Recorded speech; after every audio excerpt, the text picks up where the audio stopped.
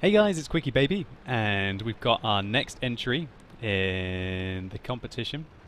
This is one of the runners-up, Mark Bickerton, and I must say, Mark, you played quite a game here in your VK, and I think you're going to showcase to everyone just how much of a beast tank this is. But let's be honest, this is a pretty sick matchup for the VK3601. There's no artillery, there's 3 tier 6 tanks, and there's a hell of a lot of tier 4 tanks that Mark Bickerton is against here. Even still, it's fantastic to see that some of the players that you're going to see are not mega experienced, 4,000 games played. Mark's going to showcase how to play the VK3601 here very well and how to carry the game.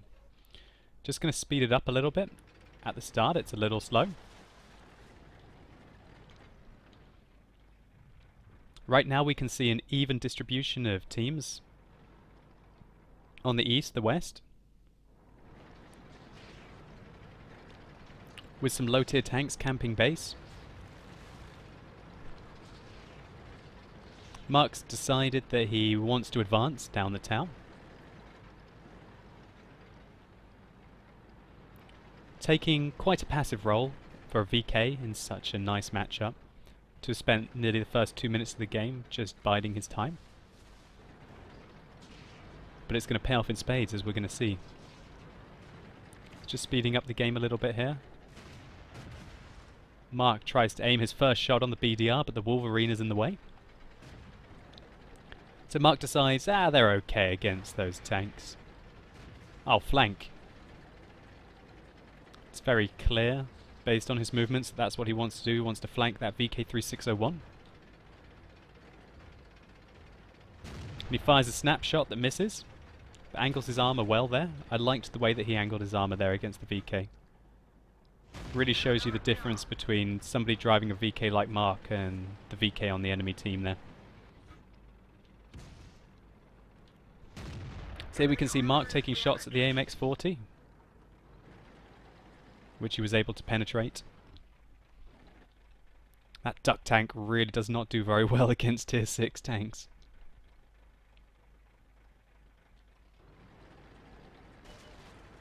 And now this is where things are really going to heat up. Mark's team spots a Matilda and a Hetzer, and so Mark goes out to start to put pressure shots on. He's feathering the target here, finding where the best place is to shoot. And he has an AMX that's about to flank him. We can see the fantastic frontal armor of the VK3601 in this kind of a matchup. Capable of bouncing Hetzers and Matildas at range with ease. So Mark spots this M6, which looks very AFK. And he decides to put a couple shots into him. Doesn't look like he's noticed the AMX until now. He side scrapes around the corner. Bounces his first shot. That duck armor's fairly troll, but the duck gives him his side, which he bounces again. That shows you just how troll the AMX-40 is. But he shoots the driver's hatch there, taking the tank out effectively. And he's bouncing shells like a boss right now. In this kind of a matchup, the VK3601's armor is amazing. And he takes out the Hetzer.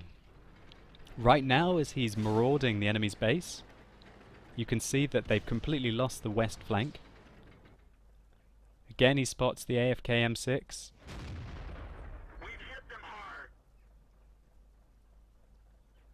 And puts a couple of cheeky rounds in.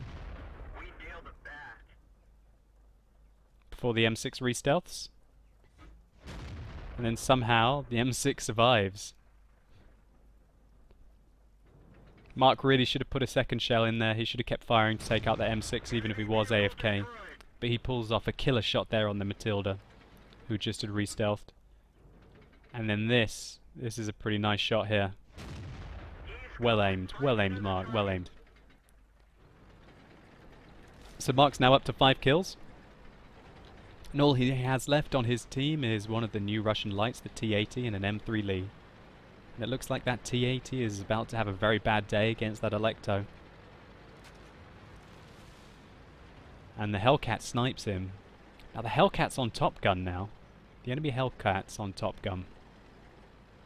That Hellcat must be thinking, "Ah, this has been good game for me. Everything is good in my life." Not so fast, Hellcat. Not so fast. Mark Bickerton is about. So, Mark makes a couple of spots. Misses his first shot there on the Electo. And he spots a Wolverine. Mark is using the 88, which has 220 average damage and 132 penetration. Mark blind fires the Wolverine there, like a total boss. And Mark misses the Electo there. Which now means that he's got a 1v5. So the Hellcat's now on 7 kills and just blasts through Mark's armor. This is a very brave position to be going into, but he needs to do it. If the enemies start to cap behind those bushes, he needs to get down into the cap to interrupt, otherwise that's it really. Really, in this kind of a situation, knowing that the M6 is AFK in base, Mark really needs to only worry about the Hellcat and worry about taking flanking shots. He gets a clutch shot over there on the Electo, but Mark was a bit gung-ho there in my opinion, and he let the Hellcat shoot him once in the side. And the Hellcat bounces again. I don't like the fact that Mark is not focusing that Hellcat, but he's still playing it like a boss anyway. Touch and go now, touch and go. That Hellcat's on 7 kills and Mark's on 9. And he does some nice side scraping there. And the Hellcat donks his shot and loses the game. Now, as we know, the M6 was AFK in base. So, fair enough, it was an AFK Kolobanov's medal. But still, getting 5 kills is getting 5 kills alone at the end of the game. Mark very sneakily plays the game coy here, knowing the M6 is AFK. He sits in base, waits until the cap timer is just up the top, and then already having secured a Kolobanov's and a Pools medal,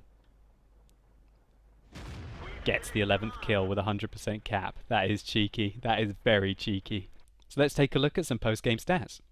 So here are the post-game stats for Mark Bickerton. What a game he has. Without premium on paper, it looks like he's got 3,573 experience, but as we can clearly see over here, 2,000 of that experience was because of an event. One of those medals was having an event and he got 2,000 bonus experience from that, which I guess we can see here. Yep, there's the event, 2,000 bonus experience, but still, getting 1,573 non-premium experiences is very healthy. So Mark picked up a Kolobanov's medal. That's one of the holy grail medals in World of Tanks, one of the hardest ones to get. So massive respect for Mark for picking up the Kolobanov's. A Pools medal, a Steel Wall, Top Gun, Invader, Defender and Sniper. Literally, massive hero. In his VK3601 here, Mark really showed you what this tank can do if it gets a good matchup. And Mark played the game really well. He most of the time kept his frontal armor to the enemy tanks and kept dishing out the damage, and at the end, with a little bit of luck that he didn't get taken out by that Hellcat, he still absolutely punished them. And in my opinion, it's just a shame that the M6 was AFK at the end. If the M6 was not AFK, I think this one might have been a winner of the competition. But a little bit sour, maybe, because the M6 was AFK. Still, I can't take anything from this game from Mark. He was able to do 3,300 damage, which was pretty much more than the rest of his team combined. Absolute massive game, and he really put punishment on that Hellcat at the end, even though you can see that Hellcat had done 2,500 and got 7 kills. You can't knock getting that many medals. Absolute fantastic result. Mark, you have my respect, and if you want to play some games with me on live stream, then give me a shout. If you've enjoyed this video, guys, think about giving it a like down the bottom. I'd really appreciate it. And leave your comments. What do you think about Mark's replay? Do you think this is an epic game? What do you think? As always, guys, you've been epic. Thanks a lot for watching, and hopefully I'll see you soon.